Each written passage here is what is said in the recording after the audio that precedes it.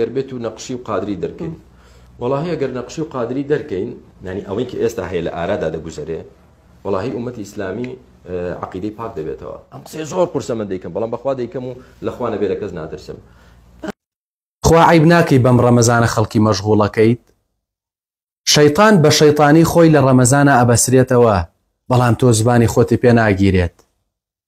بەڵێ ئەوە قادری و نەخشیەکانن کە نایەڵن عەقیدەی فاسیدی تۆ لە وڵاتی ئێمە لە کوردستانە بڵاو بێتەوە. ئەوە قادری و نەخشیەکانن کە نایەڵن دەستی چەپەڵی ئاعرابەکان و بەرنامە و پرۆگرامی وەلی خەمرەکانی تۆ لە وڵاتی ئێمە بڵاو بێتەوە. قادری و نەخشیەکانن ڕێگرن لە تۆ بۆیە ئەڵەی پێویستە ئەوان ئەبێت لەم وڵاتاوە دەرنرێن و نەمێنن. تۆ عەقیدەت پیسەیە قادری و نەخشیەکان ئەو خزمەتەی کە قادری و نەخشیەکان ئەیکەن بە دینی پیرۆزی ئیسلام و بە کورد و کوردایەتی و بە کوردستان بە هەزارەها حاقیدی وەکو تۆ ناکرێت. پێمان بڵێ بزانم کامە خزمەتی تۆ بە ئاینی ئیسلام، کامە خزمەتی تۆ بە دینی پیرۆزی ئیسلام و بە کورد و کوردایەتی. پێمان بڵێ خزمەتەکەی خۆتمان نیشان بدە هەتاوەکو بزانین چۆن جورئە دەدەی بە خۆت کە بێئەدەبی بکەی بەرامبەر بە قادری و بە نەخشیەکان. خزمەتی تۆ هیچ شتێکمان نەبینی و ئێمە جگە لەوە نەبێ کە باوەشەکەی بەسەرکردە عەلمانیەکان و سەریانە خەیت. جگە لەوە نەبێت کە فکرەی ئاعرابەکان بێنیتە وڵاتی ئێمەوە و تەبدیع و تەکفیر و بە موشریکدانانی خەڵکی.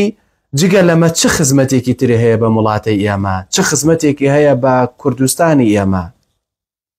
چۆن جورئەتەکەی ئەی بەخۆ کە بێئەدەبی کێ بەرامبەر بە قادری و نەخشیەکان؟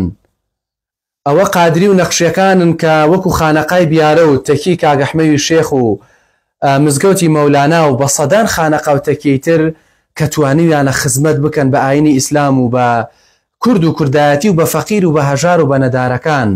کوا دەرگای تۆ؟ کوا خزمەتی تۆ؟ کەواتە بێدەنگ بە زمانی خۆ بگرە. ئەو خەیاڵە پوچەی کە تۆ ئەیکەی هەرگیز بۆت بەدی نایەت. چۆن ئێستا خوای پەروەردگار شکستی پێهێنای و بەرشکست بوویت بۆ خۆت بەسەر نزمی دانیشە. ئەگەر کەسانێک خوا بەرزی کرده بنەوە بە سەدان حاقیدی وەکو تۆ نزم نابنەوە و نەوی نابن.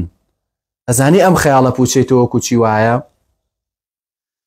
کۆترێک ئەگەر بەسەر هێلکەیەکی پیسەوە دابنیشێت و بنیشێت چەند مەحاڵە هەڵبێت ئەم خەیاڵە پوچەی تۆش ئەوەندە مەحاڵە هەڵبێت، ئەوەندە مەحاڵە بێتە دی.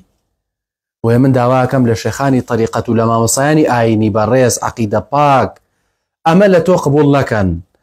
ئەو عەقیدە فاسیدەی کە تۆ ئەیهێنیتە ئەم وڵاتەی ئێمە و ئەو پرۆگرامە خراپەی کە ئەتەوێت لێرە بڵاوی کەیتەوە بەخۆتا بینێرنەوە بەلای وەلی خەمرەکانت، بینێرنەوە بەلای عەرابەکانت لەم وڵاتەی ئێمەیە بەدەر بنرێی.